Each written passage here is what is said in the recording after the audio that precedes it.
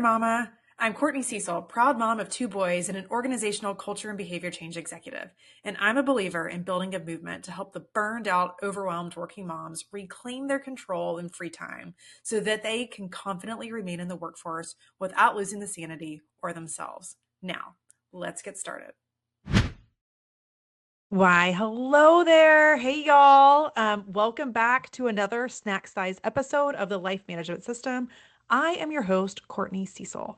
And inside this episode, we're going to talk about domestic inequality and how to get more out of your male partner by playing directly into his male psyche. So, before I do that, I'm going to call a timeout and I'm going to say, really honestly, this might, normally I say that most of what I talk about might be for you if you are, regardless if you're, 22 college dude, this might not be it. Like this might be an episode that really is more squarely intended for a heterosexual relationship that is in a dual income household. So if you're a single mom, God bless you. Like high five, so proud of you. Don't know how you do it. Seriously, seriously. Um, and the same if you're in a homosexual relationship, probably does not apply to you. But always happy to have you here. It's going to be a short and sweet one. Maybe you're going to learn something. Who knows?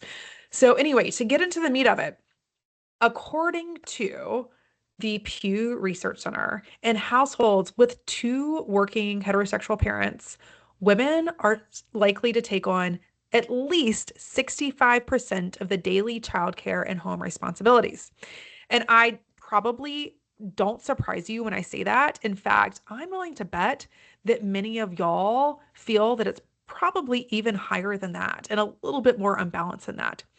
But I'm here to also say it doesn't have to be like that because I promise you there is another way.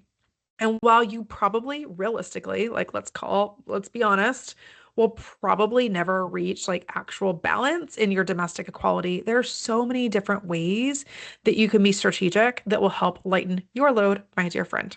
Okay. So let me take a step back and I talk a lot about the difference between how often in the workforce we are so eager and accustomed to delegating.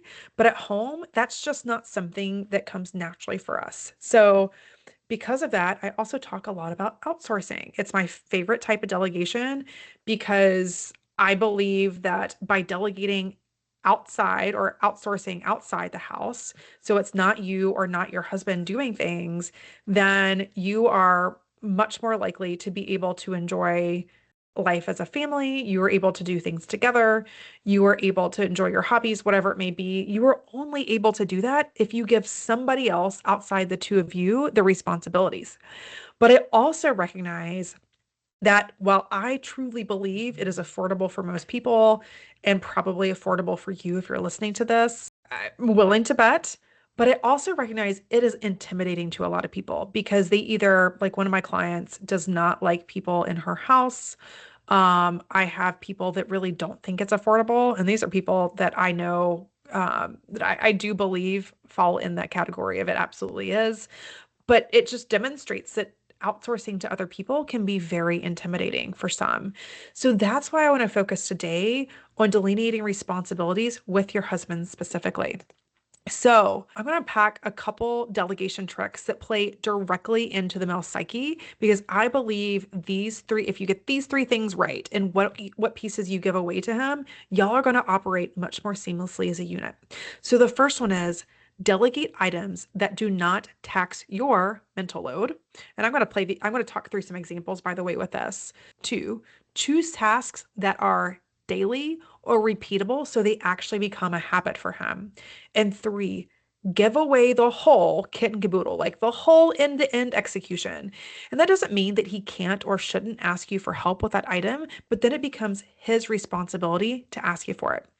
So, some examples of what it sounds like to unproductively delegate items. So, the first, I would never delegate preparing for a friend's birthday to my husband. Why? Because most of that mental load will still sit with me. I will constantly be wondering, hey, did my husband remember to RSVP or did he remember to get a gift? So I'm going to keep something like that because it's something that I'm naturally gifted in. I am organized. I trust myself, but most importantly, I don't constantly have to be wondering, hey, did he remember to do that or not do that? So I'm going to keep that kind of task. Another type of task that I'm really careful and sensitive about is the execution of after school activities. So my youngest plays soccer, so let's play that out as an example. If I only ask my husband to take him to soccer practice, don't get me wrong, it's going to give me a huge lift on my own schedule. But what it's also going to do is leave him with a perception that he's pulling most of the load and he's not seeing any of the invisible labor that I had to do to make that happen. So things like signing him up for the league, participating in all the coach communication and making sure that I'm writing down all the changes to the schedule or whatever it may be.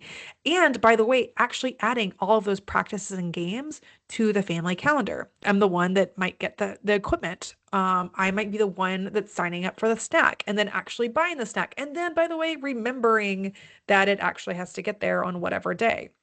So, all of those things are the invisible labor activities that most women take on that men don't see. So, in their head, they're thinking, but I got to play taxi and I did most of the load. But yeah, but what about all of those other things that didn't get done? So that's something that's, I think that is an ineffective example of what it would look like to delegate. But a productive example of delegating to your husband is something like preparing daily lunch boxes. Why? Because again, it's repeatable and it forms an actual habit. So the other part of that is if your husband is responsible for those lunches, then he also needs to be responsible for making sure that there is money on the school account. So that way, if there's ever a day he doesn't make the lunch boxes, they have a fallback plan. He's also responsible for making sure that any of the items he uses on the regular for lunches is added to the grocery list at the end of the week or as soon as it's needed.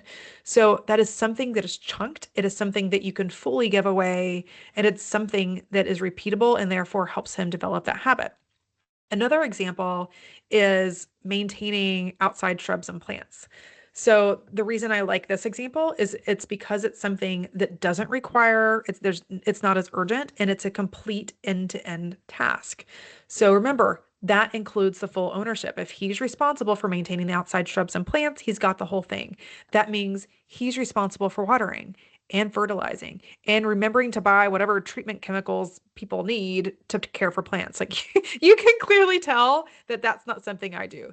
It includes the trimming, it includes replacing any of the dead plants. So that is a full end-to-end task. That is an example of something you give away. And you better believe it's something that I give away. Like I am a huge believer in outsourcing. I've already established that.